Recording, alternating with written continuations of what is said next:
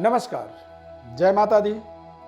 मैं श्री अरविंद आप सभी का अपने इस खास कार्यक्रम में बहुत बहुत स्वागत करता हूँ। देवगुरु बृहस्पति का धनु राशि से मकर राशि में आज के दिन प्रवेश हो रहा है।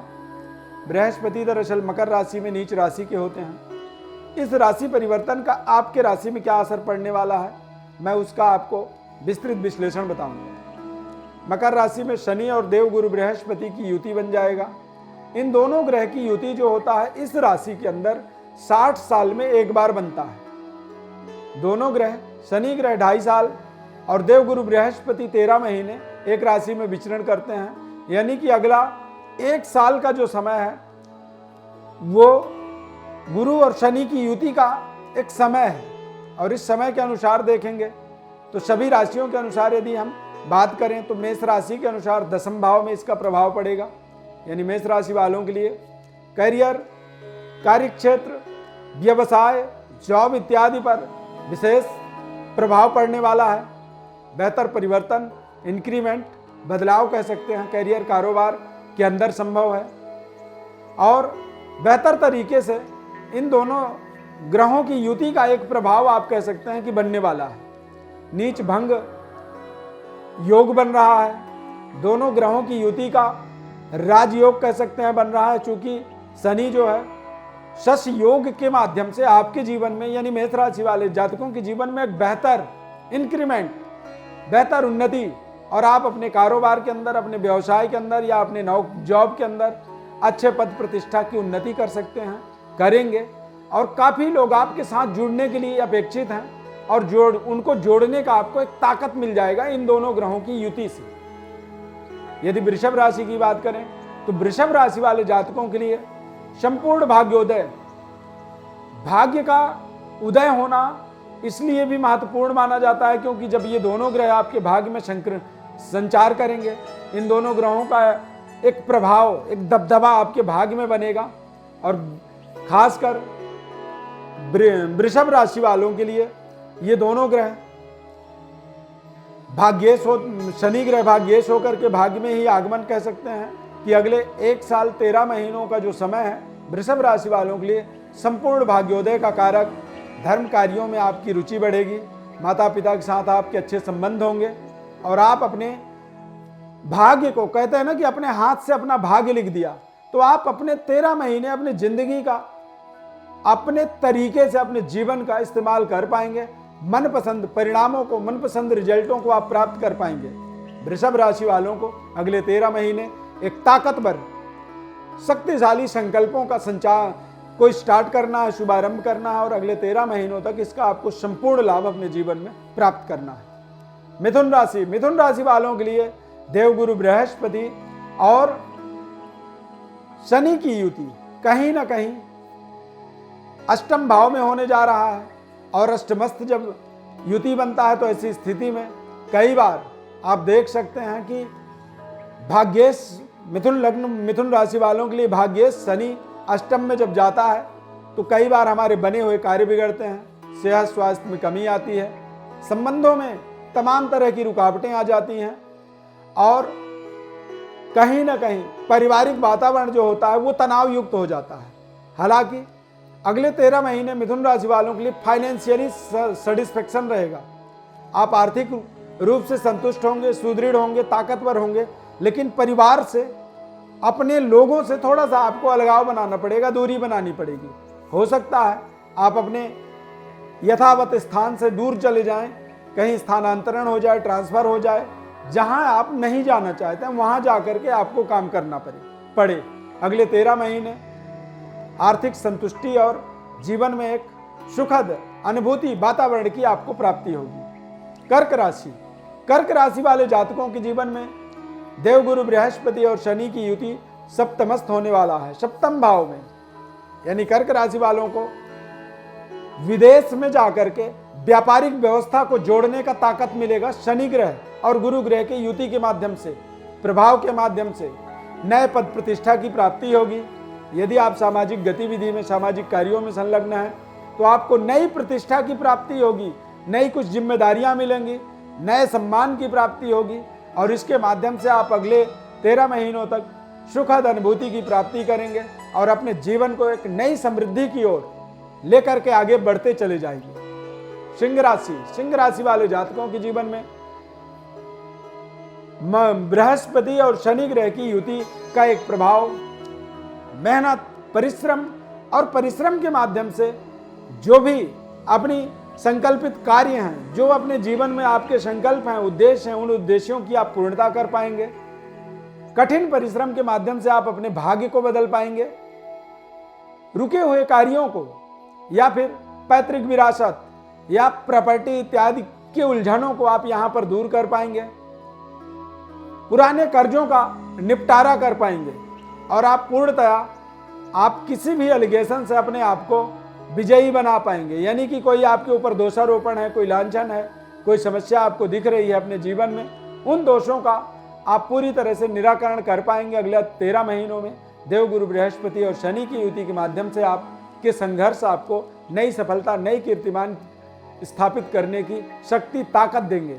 कन्या राशि वाले जातकों के जीवन में सबसे पहले तो मैं कहूंगा कि आपके प्रेम संबंध सफल हो जाएंगे। जिन संबंधों को आप अपने जीवन में जोड़ना चाहते हैं वहां पर आपको ताकत मिलेगा, जोड़ पाएंगे आप ताकतवर तरीके से। संतान प्राप्ति का यहां पर संयोग बन जाएगा। संतान के तरफ से नई कीर्तिमान स्थापित होता हुआ आपको मिलेगा और जो कि आपके लिए एक प्राउड मूवमेंट कह सकते हैं, एक बेहद सकारात्मक वातावरण को प्रदान करने वाला बच्चों के तरफ से आपको सहयोग मिलेगा। मानसिक सेटिस्फेक्शन होगी। मनपसंद जॉब, नौकरी या मनपसंद व्यापार के अंदर आपको रिजल्ट प्राप्त करने का एक आत्मज्ञान की प्राप्ति होगी। इंटरनल आत्मज्ञान, यानी कि जो चीज हम पढ़ाई करके, शिक्षा लेकर के नहीं प्राप्त करते हैं, कुछ चीजें हमें जन्मजात, कुछ चीजें प्राकृतिक रूप से हमें ज्ञान होता है, अचानक हमारे ज्ञान का विस्तार होता है। सिक्स सेंस कह सकते हैं कि जो हमारी जो छठी इंद्रिय होती है वो जागृत होती है अगले 13 महीनों में कन्या राशि वालों के लिए। तुला राशि वाले जातकों के जीवन में अगले 13 महीनों तक भूमि, भवन, वाहन और प्रॉपर्टी से संबंधित एक बेहतर सफलता की प्राप्ति कह सकते हैं। आपको नए भूमि, भवन, वाहन की प्राप्ति कह सकते हैं, नए भवन की प्राप्ति, नए घर की प्राप्ति हो जाएगी। अच्छी वाहन का इंक्रीमेंट आप कर पाएंगे। बैंक बैलेंस को भी आप मजबूत कर पाएंगे। माता का पूर्ण आशीर्वाद आपको प्राप्त होगा और अगले 13 महीनों तक आप कॉन्फिडेंट रहेंगे, आत्मबली रहेंगे। वृश्चिक राशि वाले जातकों के जीवन में मनपसंद जॉब की प्राप्ति होगी। सरकारी नौकरी का भी योग बन जाएगा।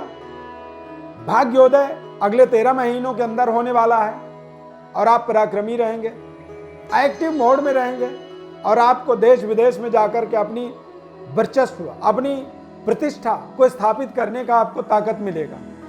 धनु राशि वाले जातकों के जीवन में द्वितीयस्थ देवगुरु बृहस्पति और शनि, दूसरे घर में जब गुरु शनि की युति बनती है तो ऐसी स्थिति में विदेशों से धन आगमन होता है। यानी जो विदेशी मुद्रा होती है उसका भंडारण करने का, विदेशों से अपने संबंध जोड़ने का अचानक संयोग बनता है। ये दोनों ग्रह की युति आपके जीवन में एक बेहतर पद पोजीशन की प्राप्ति, पारिवारिक वातावरण हर्षोल्लासपूर्ण बनाता है, मानसिक संतुष्टि और शनि के साढ़े साथी होने के नाते देश विदेश जाने आने का तमाम ऐसे अवसर मिलेंगे।